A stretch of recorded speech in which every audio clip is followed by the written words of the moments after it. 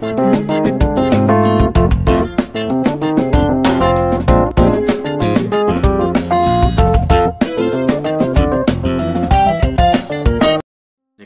Corner. I'm Nick. This is Jake. We're in our robes. We're in a corner. Today we're going to talk to you about Faramir. His character is showcased a lot better in the books. Of course, like always the case with books versus movies. But the big discrepancy that bugs me is I think in the movies, they used his character to showcase the power of the ring and the influence it has on men. Whereas in the books, the temptation doesn't take Faramir. He's too good of heart. So that's the difference between him and his brother, is that Boromir is, the great battle captain and the good fighter and the good soldier and all this stuff. And Faramir's the kind heart. Exactly, and Denethor never really sees his value. Yeah. But then Sam sees it. And even Faramir says, like, us gardeners are held in high honor. Because he is a gardener. Faramir is a fantastic character because first we're introduced to Boromir in the book, and I don't even think we hear about Faramir until the second book. I don't think he's mentioned at Elrond's council or anything. Nope. No. So yeah, we don't see him until the second book. So we get to see what it's like being around Boromir, his brother, and this is what we're expecting from men, because Boromir is supposed to be the best of men from Gondor. And so Boromir tries to take the ring, it happens, but Boromir is easily corrupted only because, once again, just like his father, he has seen the dark times for men. He has seen what it's like, and he doesn't have much hope left, and he thinks that the ring will do something to help him. It won't, but he thinks it will. When we get around to Faramir, and when he takes Frodo, Sam, and Smeagol captive, we get to see his true colors and his true worth. He is a fantastic man. He works with Frodo and Sam. He believes them right away, I think, doesn't he? And instead of like that whole entire prisoner business, the pools kind of happen still the same with Smeagol. Yes.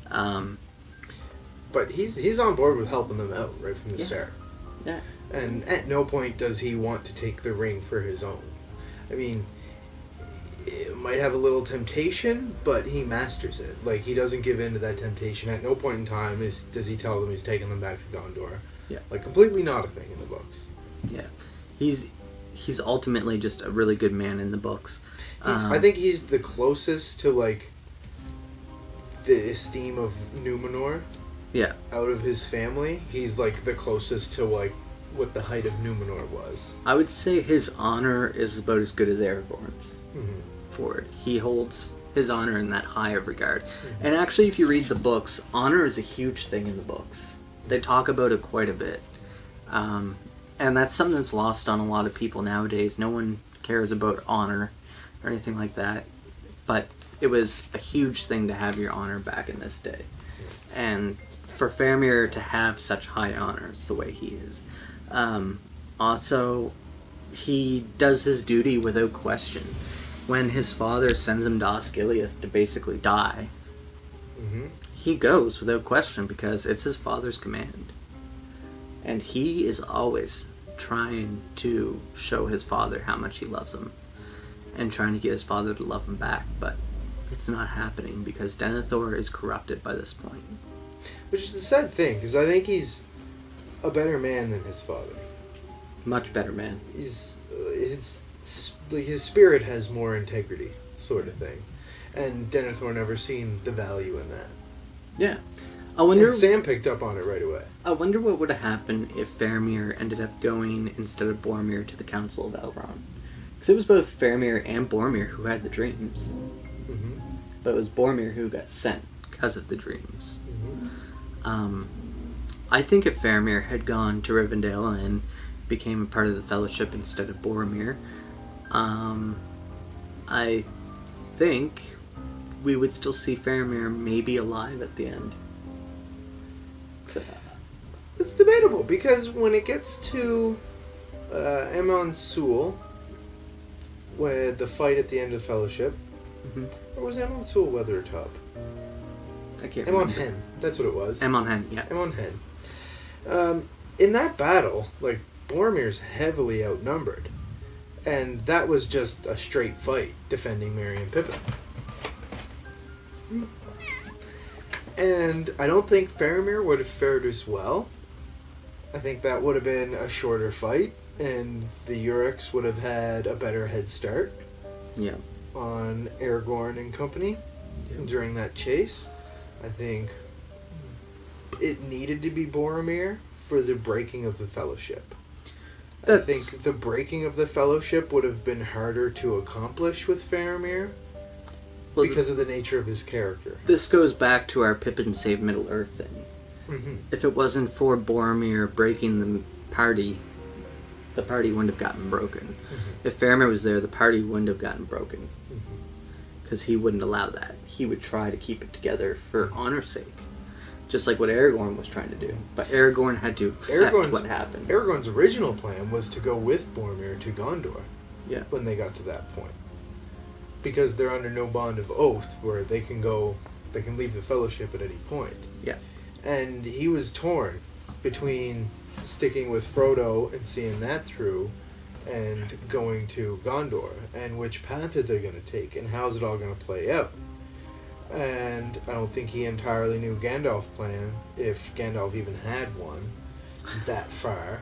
Gandalf was a fly by the seam of his robe kind of wizard.